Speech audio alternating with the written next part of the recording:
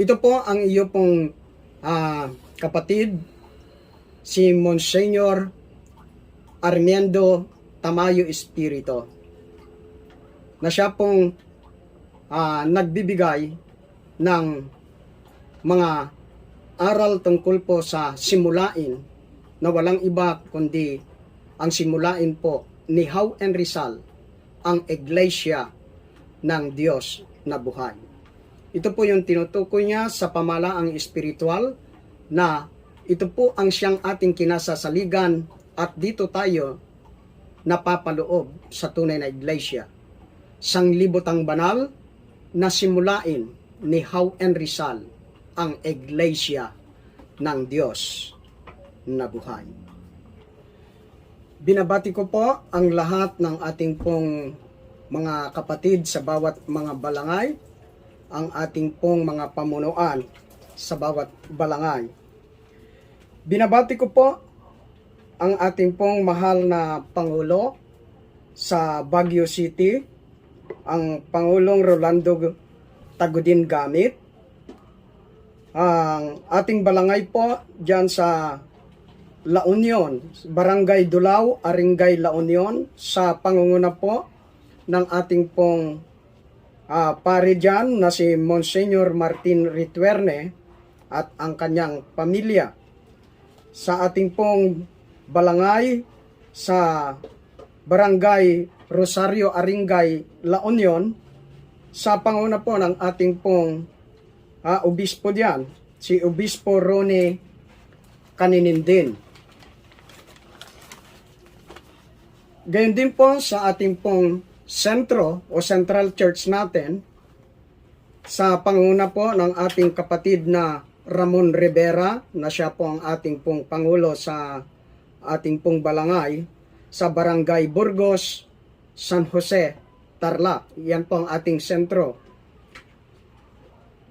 Gayon din po sa ating pong mga kapatid sa balangay po ng Santa Ines, Santa Ignacia, Tarlac. Sa ating pong Pangulo dyan sa balangay ay walang iba kundi ang kapatid na Bernabe Agbulig at ang kanyang pamilya. Sa ating pong mga kapatid po dyan sa Barangay Rabon, San Fabian, Pangasinan, sa pangunguna po ng ating pong mahal na obispo dyan na si Obispo Jose Dulay. Andyan din po ang ating mahal na nanay, si Nanay LV Marticio, at gayon din po ang kapatid na Jimmy Ablog, na siya po ang ating Vice Pangulo sa pangkalahatan, na pinaka-vice po ng ating kapatid na Rolando Gamit. Gayon din po ang ating pong balangay sa Barangay Primicias, Bautista, Pangasinan, sa pangunguna po ng ating pong pari dyan na si Monsignor Ernesto Gatmin, at sa lahat ng mga kapatiran po dyan, binabati ko po kayo. Sa ating pong mahal na obispo dyan sa Karanglan, Nueva Ecija, si Obispo Antonio Emperador. Kumusta po kayo dyan sa Karanglan? Gayon din po sa Laor, Nueva Ecija, ang kapatid na Nestor Magsanok at ang kanyang pamilya. Kumusta po kayo lahat dyan, mga kapatid? Gayon din po ang ating kapatid na nandyan po sa Cabanatuan City, sa Nia po yan, ang kapatid natin na si Madam Tess.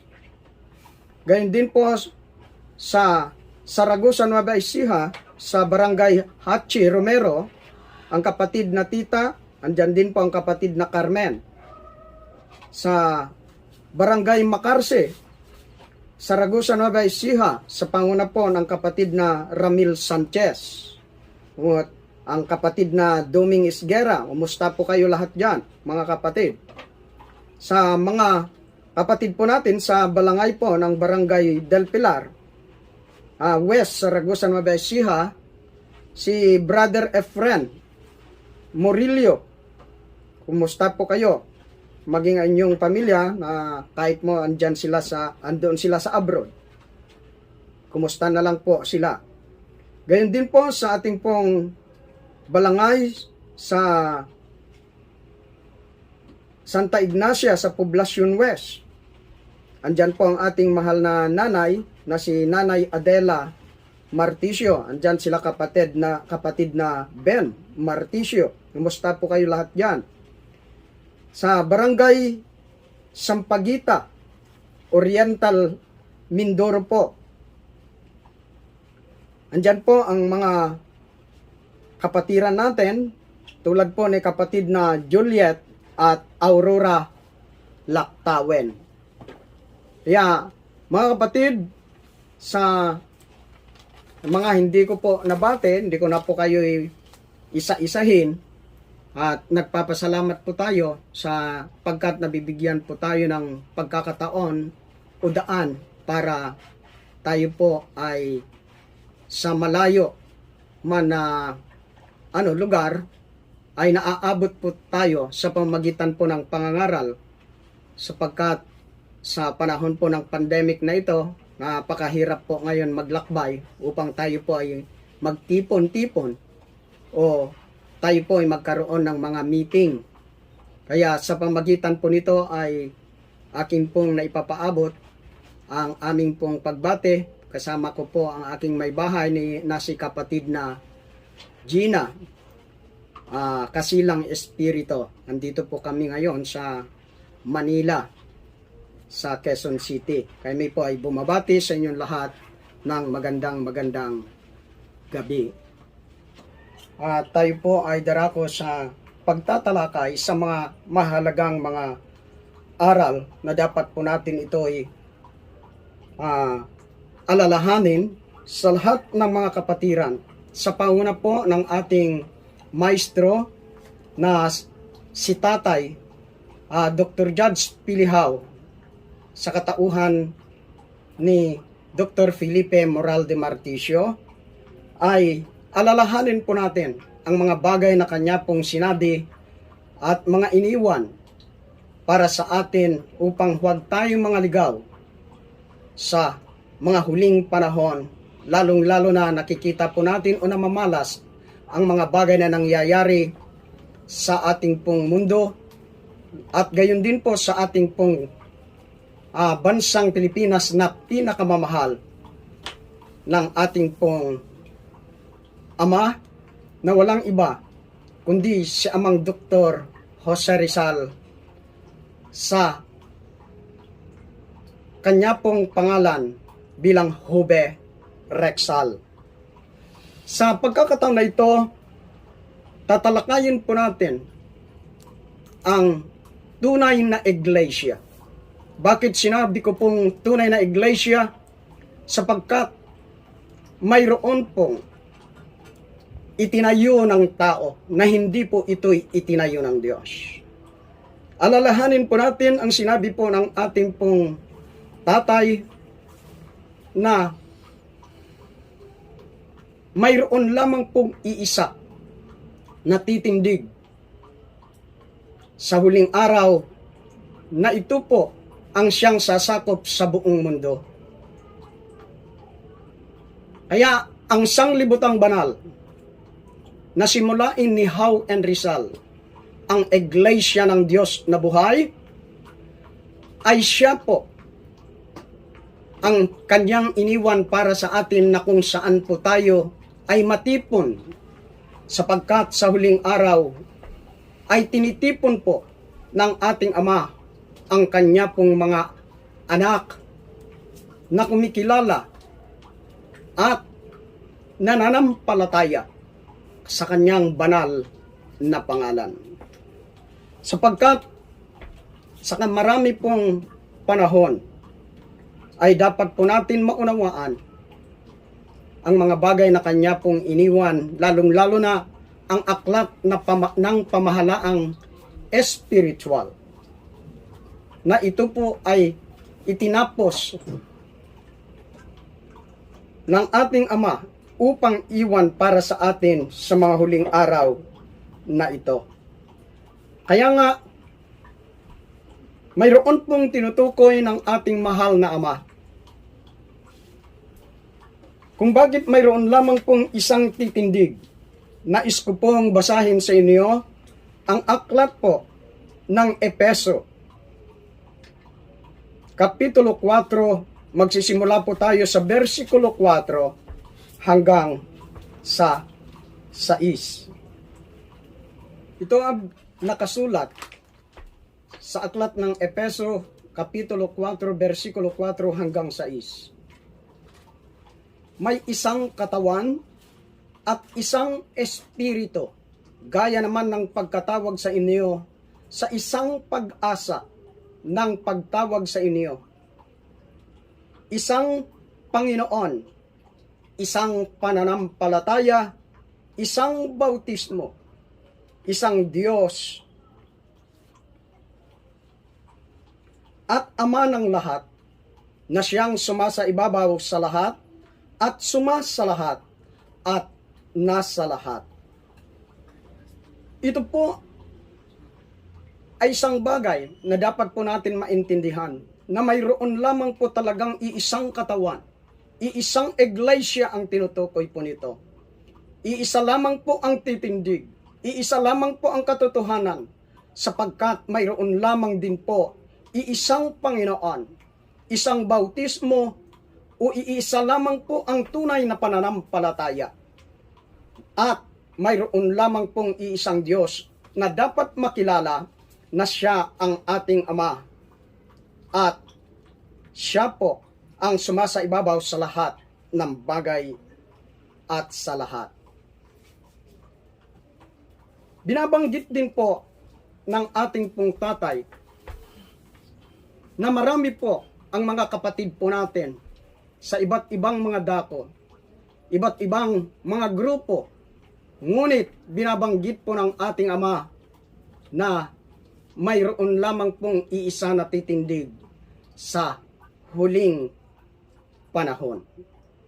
Kaya nga, nung iwan niya po ang aklat ng pamahalaang espiritual, ay ang tao dapat pasakop sa iisa pong iglesia, sa tunay na iglesia, sapagkat mayroon pong mga tao na nagtatayo. Kaya nga po, ito po ay ating pong babasahin mula po sa Kapitulo 3 ng aklat po ng Hebreo, ay ating pong matutunghayan ang nakasulat sa versikulo 4.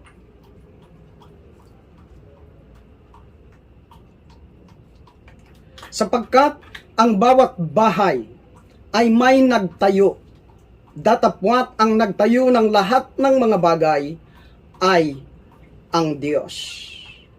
Maliwanag sa talata na bawat bahay, sabi niya, ang bahay ay tumutukoy po sa iglesia ng Diyos na buhay.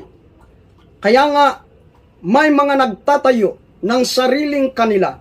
Ang kanila pong inilalakad ay ang sarili nilang mga iglesia, na ito po ay hindi itinayo ng Diyos. Ngunit ano ang sabi niya? Sapagkat ang bawat bahay ay may nagtayo, datapwat ang nagtayo ng lahat ng mga bagay ay ang Diyos. Binabanggit din niya po sa versikulo 6, datapwat si Kristo, gaya ng anak, ay puno sa bahay niya, na ang bahay niya ay tayo, kung ating ingatang matibay ang ating pagkakatiwala at pagmamapuri sa pag-asa natin hanggang sa katapusan. Kaya maliwanag na si Kristo gaya ng anak ay puno sa bahay niya.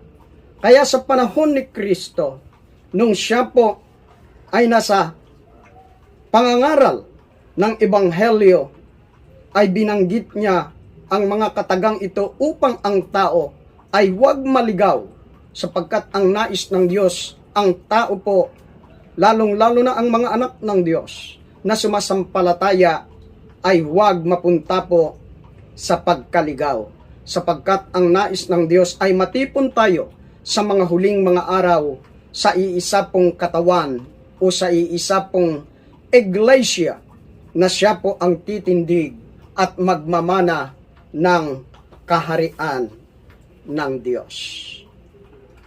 Nais ko pong bigyan diin kung ano po ang kahulugan po ng bahay na tinutukoy po sa kasulatan, na ito rin po ang siyang paraan ng ating Ama ng pagtatayo ng iglesia. Darako po tayo sa aklat po ng Esaias, Kapitulo 2, 1 hanggang sa 3.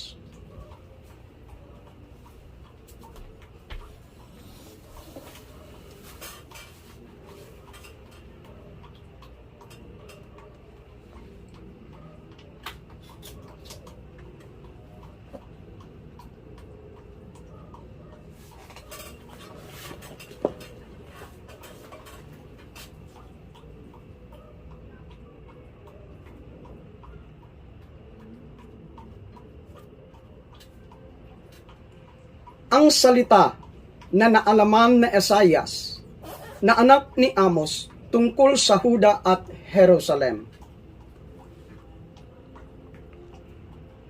At mangyayari sa mga huling araw na ang bundok ng bahay ng Panginoon ay matatatag sa taluktok ng mga bundok at magiging mataas sa mga burol, at lahat ng bansa ay magsisiparoon doon. At maraming bayan ay magsisiyaon at magsasabi, halina kayo at tayo magsiahon sa bundok ng Panginoon, sa bahay ng Diyos ni Jacob, at tuturuan niya tayo ng kanyang mga daan,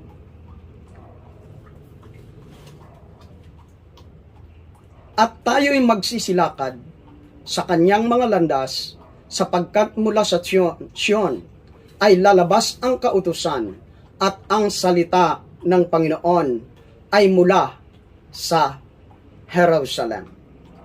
Napakaliwanag po na sa huling araw ay doon po matatayo ang bahay ng Panginoon, sa taluktok ng mga bundok, at matataas sa mga burol, at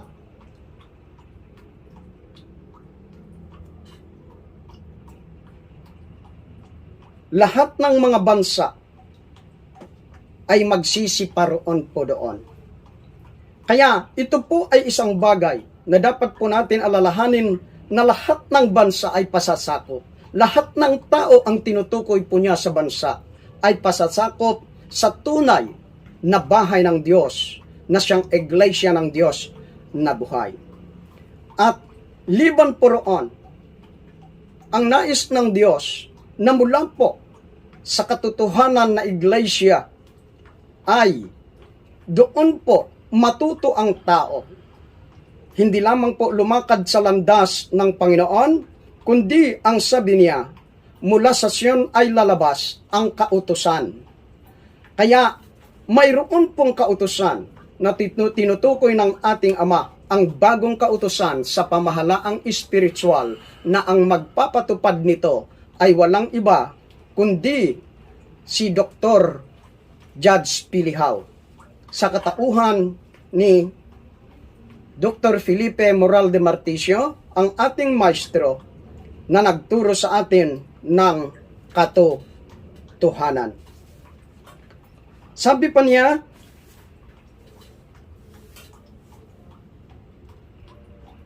at ang salita ng Panginoon ay mula sa Jerusalem. Sa huling araw po, ay dapat po natin alalahanin na ano po itong Jerusalem na tinutukoy. Ito po ang bagong Jerusalem.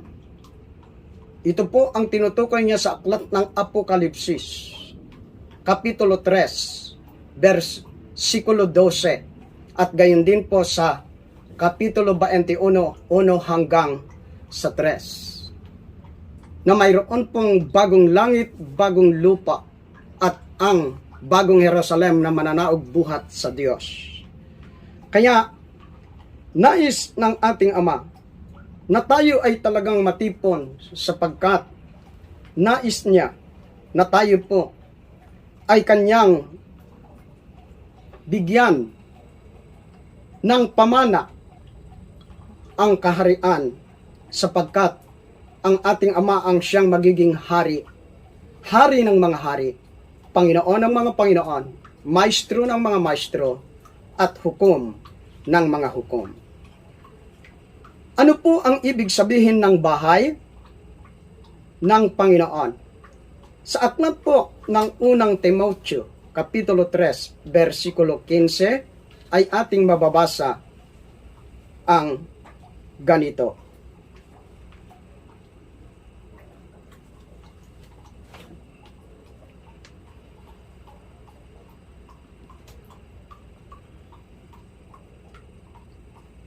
Ngunit kung ako'y magluwa ng mahabang panahon, ay upang maalaman mo kung paano ang dapat sa mga tao na ugaliin nila sa bahay ng Diyos, na siyang iglesia ng Diyos, na buhay at haligi at suhay ng katotohanan.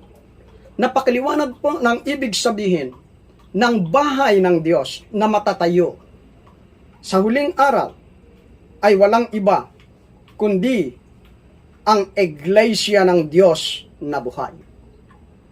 Kaya tama lang po ang iniwan sa atin ng ating Ama, kung saan tayo matitipon, walang iba kundi sa iglesia ng Diyos na buhay, na ang tukoy niya sa iglesia ng Diyos na buhay, ito po ang haligi, ito po ang pundasyon, suhay ng katotohanan. Kaya alam natin na pagka hindi matibay ang pundasyon sa isang bahay sa literal, ay sinusuhayan po.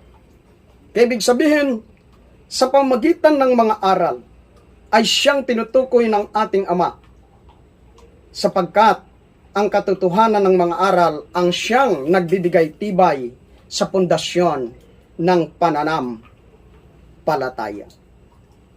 Ano naman po ang ibig sabihin ng iglesia ng Diyos na buhay? Sa aklat po ng Colosas ay mababasa natin po ang ganito sa Kapitulo 2.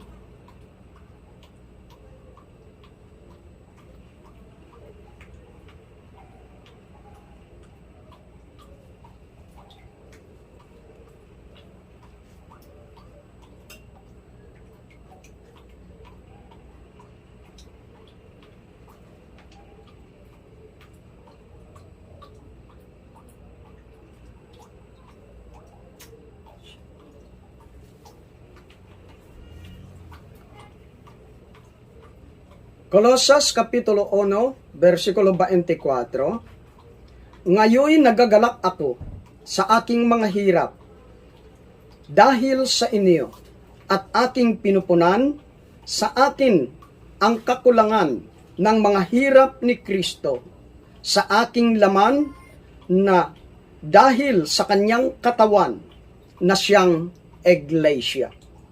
Kaya maliwanag po na ang ibig sabihin ng iglesia ng Diyos ay ang katawan.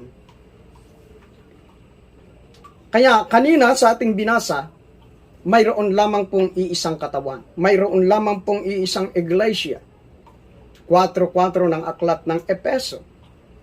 Na dito ay maliwanag sa talata na ang ibig sabihin po ng iglesia ng Diyos ay katawan. Ngayon po, ano naman ang ibig sabihin ng katawan na siyang katawan ni Kristo o katawan ng ating Ama? Sa aklat po ng unang Korinto, Kapitulo 12:27,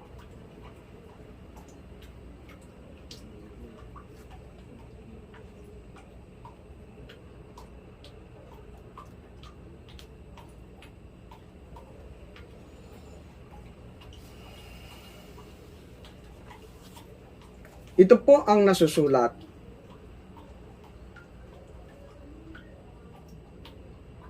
Kayo nga ang katawan ni Kristo at bawat isa'y sama-samang mga sangkap niya. Napakaliwanag sa talata na kayo nga ang katawan ni Kristo at bawat isa'y sama-samang mga sangkap niya. Napakaliwanag na tayo na mga tunay na mananampalataya, na mga anak ng Diyos, ang tinutukoy na katawan. Kaya nga sabi niya, kayo. Tayo na mga naniniwala sa ating Ama, naniniwala sa ating Tatay. Kaya maliwanag na ang mga bagay na ating pong sinusundan ay maliwanag na katotohanan. At ngayon po ay ating pong alalahanin sapagkat kaluhulugan pa lamang po yung aking pong ibinigay sa inyo.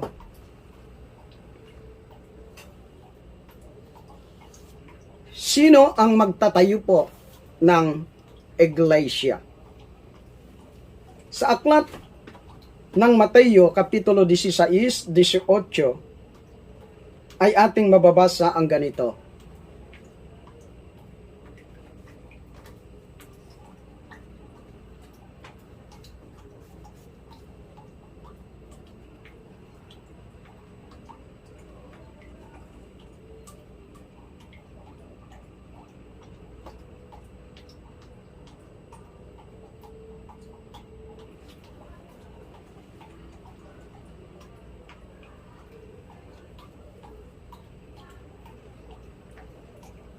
At sinasabi ko naman sa iyo na ikaw ay Pedro, at sa ibabaw ng batong ito ay itatayo ko ang aking iglesia. At ang mga pintuan ng Hades ay hindi magsisipanaig laban sa kanya. 19. Ibinibigay ko sa iyo ang mga susi ng kaharian ng langit, at anumang inyong talian sa lupa ay tatalian sa langit, at anumang inyong kalagan sa lupa ay kakalagan sa langit. Ano po ang sinasabi ng talata? Sino po ang tunay na tagapagtayo? Walang iba kundi ang Diyos. Kaya pagka ang tao ang siyang nagtatayo, ito po ay mapupugnaw. Tulad po sa binabanggit ng Biblia na mayroon nagtatayo sa buhanginan, hindi po sa bato, sapagkat ang simbolo ng bato ay walang iba kundi ang ating Diyos, sapagkat ang Diyos ay Diyos na katotohanan na dapat po tayo doon masalig. At sinasabi ko naman sa iyo na ikaw ay Pedro, at sa ibabaw ng batong ito ay itatayo ko ang aking iglesia. At ang mga pintuan ng Hades ay hindi magsisipanaig laban sa kanya. Kahit po pintuan ng kamatayan, kahit pintuan po ng impyerno ay hindi mananaig laban sa tunay na iglesia o siyang bahay ng Panginoon. Kaya sa mga talatang ito, banggit pa ng ating Ama, ibinibigay ko sa iyo, sabi niya ay Pedro, ang mga susi ng kaharian ng langit, at anumang inyong talian sa lupa ay tatalian sa langit, o pinagtitibay sa lupa ay ito po ay sinasang-ayunan ng langit, tinatalian sa langit. At ang inyong kalagan, patawarin, ibig sabihin ng tao sa kanyang kapwa, kung may pagkukulang o pagkakasala, ay patatawarin ng ating Ama na nasa langit. Kaya may mga tao na nagtatayo ng kanilang mga sariling mga iglesia. Kaya pwede naman po yun na ang tao ay magtayo, sapagkat nasusulat po na darating ang mga huling panahon, sa huling panahon, na mayroon pong mga hindi kikilala sa tunay na salita ng Diyos. At gayon din po na ang sariling kapakanan ng kanila pong mga katanyagan ay siya pong masusunod. Masusunod, hindi po yung Diyos ang siyang naipapakilala. Kaya mayroon mga founder, mga taong nagtatayo ng kanilang sarili. Ngunit iisa lamang po ang tinutukoy na founder o siya pong pundasyon ng pananampalataya sa ilalim ng mga naniniwala at sa ilalim sa kulungan ng Diyos o sa katawan ng Diyos o sa iglesia ng Diyos, ay sila po ang siyang may matibay na pundasyon sa salita ng ating Ama sa kalangitan.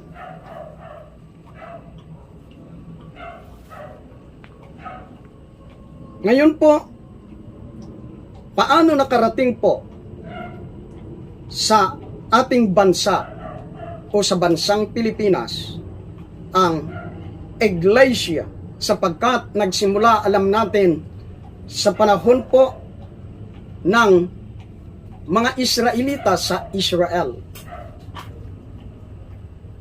Mayroon po binabanggit ng ating pong Amang Hesukristo sa Kapitulo 21 ng Aklat ng Mateo, versikulo 43.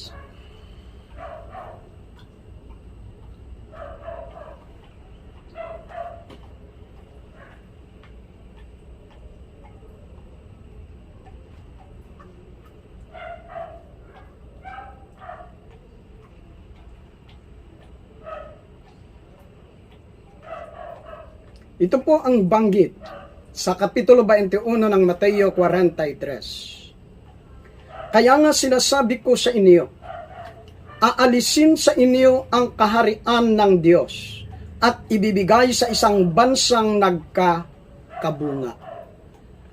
Ano po ang sinabi ng ating Amang Hesukristo sa kanyang panahon sa mga matitigas na ulo ng Israel? Sabi niya, sapagkat hindi po tinanggap si Kristo ayon sa aklat po ni Juan sa Kapitulo 1, versikulo 11, hindi tinanggap ng sariling kanya. Sapagkat ang mga Israelita sa mga panahong yaon ay siyang pinili ng Diyos na kanyang bayan. Sila po ang mga anak na kanya pong minahal, kinalinga, ngunit sila po ay naghimagsik laban sa Panginoon at hindi na lumakad sa kautusan ng Diyos ayon sa aklat ni Jeremias. Kaya nga, sabi niya, sinasabi ko sa inyo, ang tinutukoy niya po na inyo ay walang iba kundi ang mga Israelita sa bayan ng Diyos sa Israel. Aalisin sa inyo, sabi niya, ang kaharian ng Diyos at ibibigay sa isang bansang nagkakabunga. Inalis man ng Diyos sa bansang Israel ang kanyang kaharian, ngunit ibinigay po niya sa isang bansang nagkakabunga. Ano ang bansang ito na tinutukoy na nagkakabunga? Pupunta po tayo sa aklat po ng Esaias ayon sa mga hula, na ito po ay mula pa sa lumang tipan ay mayroon na pong mga nakahula tungkol po sa bayan na kanyang pinaglagakan ng kanyang paghahari, na kung saan maghahari ang Diyos sa bagong Jerusalem. 24:15 ng aklat ng Isaiah.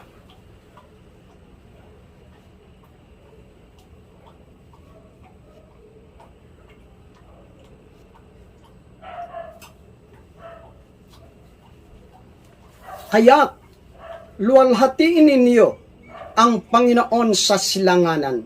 Kaya ano po ang sinasabi? Ang pagluwalhati sa pangalan ng ating Panginoon sa silanganan.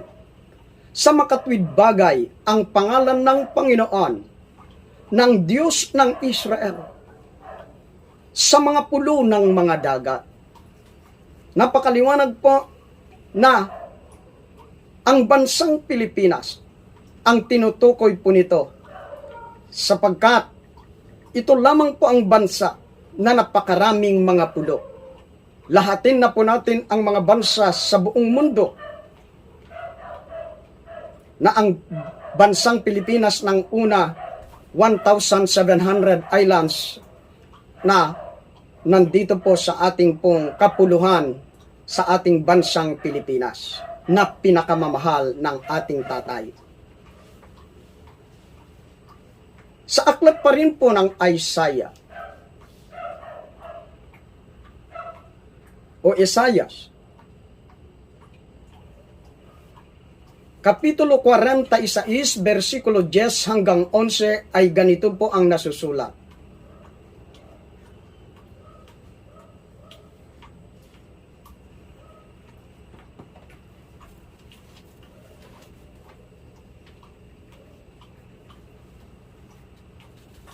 Na nagpapahayag ng wakas mula sa pasimula at mula ng mga unang panahon ng mga bagay na hindi pa nangyayari, na nagsasabi, ang payo ko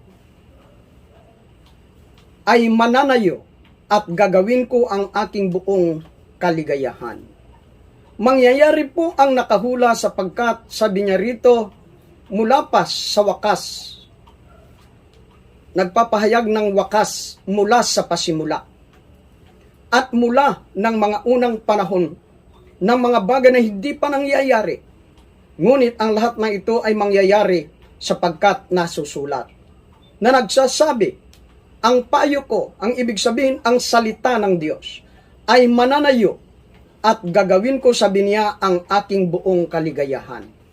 Naliligayahan ng Diyos sa mga bagay na nakahula na ito ay dapat mangyari at ito po ay matupad ayon sa nasusulat. Versikulo 11, na tumatawag ng ibong mangdadagit mula sa silanganan ng taong gumagawa ng aking payo mula sa malayong lupain. Oo, aking sinasalita, akin namang pangyayarihin, aking pinanukala, akin namang gagawin. Kaya noong banggit ng talata na tumatawag ng ibong mandadagit, kaibig sabihin, ang sugong ito ay dadagitin niya ang kanyang mga anak at ilalagay sa isang kulungan, sa isang bansa na nagkakabunga, sa bansang kanyang paghaharian, sa bansang kanyang pinili, sa bansang kanyang gagawing paghaharian. Kaya nga mapalad po ang bansang Pilipinas sapagkat ang mga Pilipino ay pinili at pinino ng Diyos sa mga huling panahon. Kaya hindi nagkataon na tayo tinawag ng mga Pilipino sapagkat tayo ay pinili o pili ng Diyos at tayo po ay binanal ng Diyos sapagkat ang salitang pinino, tayo po ay nilinis ng ating Ama. Kaya ang sabi niya sa malayong silanganan. Napakaliwanag po na ang ating bansang Pilipinas ang tinutukoy. Sa Far East, the world of the Orient Seas in the Far East. Kaya, walang iba kundi ang bansang Pilipinas. Kaya dito po matatatag, dito po matatayo ang tinutukoy niya sa hula na matatayo ang bahay ng Panginoon o ang iglesia ng Diyos na buhay. Ang tunay na simulain ng Diyos. Ang tunay na simulain ni Tatay. Ang tunay na simulain ng ating amang Dr. Jose Rizal ay matatayo po sapagkat si Dr. Jose Rizal ang sugo sa silanganan. Salamat sa pagkakataon na ito sapagkat mayroon po iniwan ng ating Ama upang tayo ay hindi maligaw, upang tayo, mga kapatid ko, mga magulang ko, sa ilalim ng pananampalataya na ito ay iniwan ng ating tatay, alalahanin po natin, huwag tayo po palilinlang, huwag tayong paluloko, huwag tayo po makinig sa mga sabi-sabi na hindi po naaayon sa tunay na aral, sapagkat ang tunay na aral ang siya magmumulat sa kanyang mga anak. Ang tunay na salita niya ang siyang magbabago sa kaisipan at puso ng tao upang ang mga anak niya, kung tayo naligaw, tayo po ay manunumbalik. Kung tayo naman po ay huminto sa paglilingkod, tayo po ay magbabalik loob sa ating tatay o sa ating ama, upang sa gayon tayo po ay magkakaroon ng tunay na kaligtasan at paghaharian ng Diyos at makakasama sa kanyang paghahari sa bagong Jerusalem. Salamat po sa pagkakataon na ito, sapagkat mayroon po tayong pag-asa upang sa gayon sa ating pong mga buhay ay masalig tayo sa katotohanan.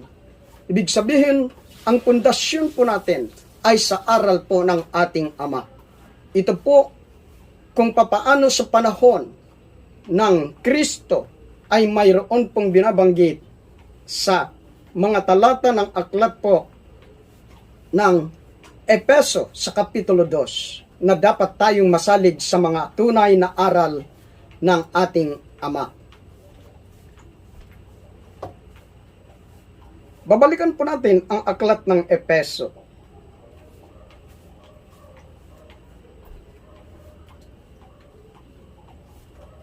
Dos 19 hanggang 20. Na kayo kaya nga, hindi na kayo mga taga-ibang lupa at mga manglalakbay, kundi kayo'y mga kababayan na kasama ng mga banal at sangbahayan ng Diyos. Napakaliwanag po na hindi na po tayo manlalakbay. Hindi na tayo, mauuwi na kung saan-saan tayo po matipon, kundi tayo po ay sama-sama na magiging kababayan o kasama ng mga banal sa sangbahayan ng Diyos. Kaya yan po ang nais ng ating Ama, na maging isa lamang po ang kulungan, iisa lamang po ang tatayo, iisa lamang po ang tunay na iglesia, sapagkat mayroon lamang pong iisang Diyos na dapat po natin kikilalanin at paglingkuran sa huling panahon na ito. Na yan po ay matatalakay din po natin sa mga susunod natin na pagtatalakay, upang sa gayon ay masusubaybayan natin ang pangangaral na ito. Sabi pa niya sa versikulo 20, na mga itinatayo sa ibabaw ng kinasasaligan. Kaya ibig sabihin po, tayo po ay dapat na itayo o itinindig sa mga ibabaw ng kinasasaligan. Saan tayo dapat masalig? Sa mga apostol at sa mga propeta na si Kristo Jesus din ang Pangulong Bato sa panulo.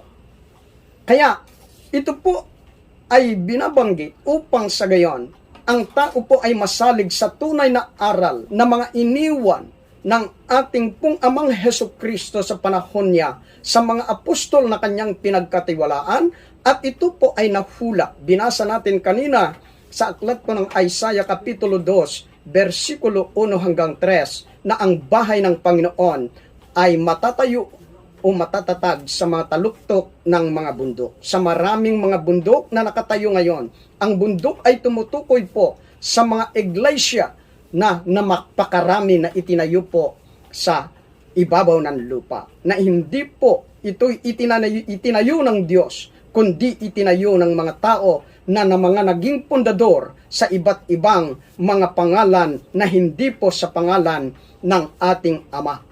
Kaya nga, ano ang sinasabi niya? Tayo ay masalig sa mga aral ng mga apostol at sa mga propeta. Ngunit, ano pang sabi niya? Na si Kristo Jesus din ang Pangulong Bato sa panulo. Sapagkat siya ay Diyos, sa pamamagitan ng batong yaon ay si Kristo. Kaya dito po tayo dapat magkaisa. Dito tayo dapat masalig. at dito po tayo maging kasangbahay o sangbahayan ng Diyos. Kaya kung nais po natin na tayo po ay maging malago at malakas at maturuan, talagang tayo po ay pupunta sa bahay ng Diyos na buhay. Sapagkat, sabi niya sa hula kanina, ang lahat ng mga bansa ay pupunta roon. Sila ay pasasakop doon. Sila ay matitipon doon, sapagkat doon lalabas ang bagong kautusan. Sapagkat, ayon sa isinulat po ng ating Ama na si Judge Pihaw, ay maliwanag na ang bagong kautusan ay tapos na.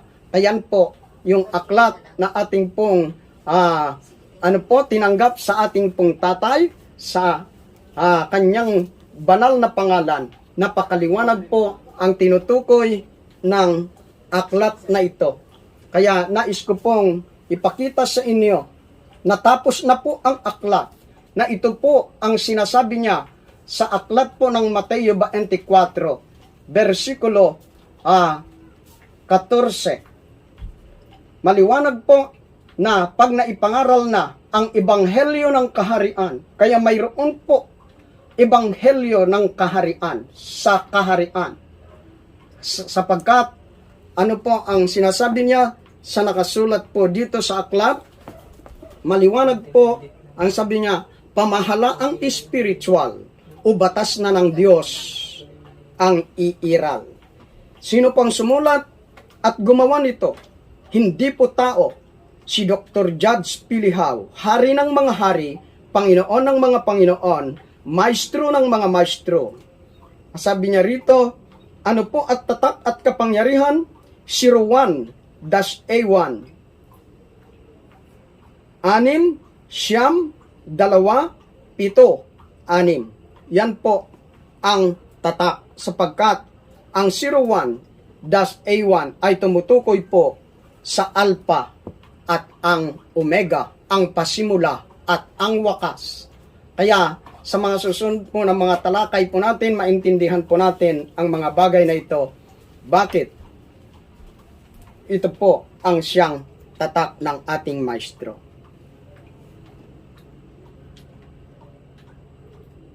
Tayo po ay nagpapasalamat sa pagkakataon na ipinagkaloob po ng ating Ama, ang ating Tatay, upang ating pong maipangaral ang kanya pong mga salita at ang mga bagay na mahahalaga. Kaya, inuulit ko po, binabati ko po ang lahat ng mga kapatid. Kaya, kung tayo po'y pinanghihinaan ng pananampalataya, ay tayo po ay magbalik loob. Lumingon po tayo kung saan tayo natuto upang muli natin itindig ang ating paniniwala at pananampalataya sa ating Ama. Upang sa gayon ay tayo po ay sama-sama upang maipagpatuloy po natin ang kanyang banal na simulain. Napakiliwanag po ang iniwan ng ating tatay na kung saan po tayo dapat po ay matipon. Kaya isa lamang po ang katotohanan, isa lamang po ang talagang titindig. Maraming salamat po. Magandang gabi po sa inyong lahat, mga kapatid.